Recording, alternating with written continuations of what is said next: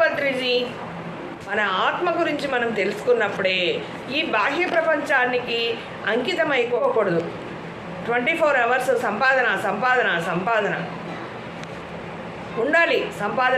సంపాదన లేకపోతే ప్రొద్దున లేస్తే పాల ప్యాకెట్కి డబ్బులు కావాలి కదా.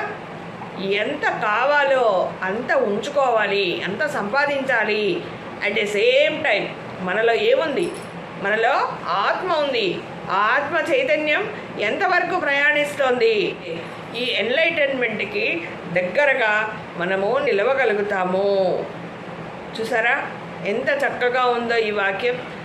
మనము పదే పదే పదే పదే ఇవి చదువుతూ ఉంటే మనకి ఆత్మ యొక్క ప్రయాణం తెలుస్తుంది, ఆత్మ యొక్క శక్తి తెలుస్తుంది, ఆత్మ యొక్క ఈ శరీరం వేరు, ఆత్మ వేరు అనేది మనకు తెలుస్తుంది.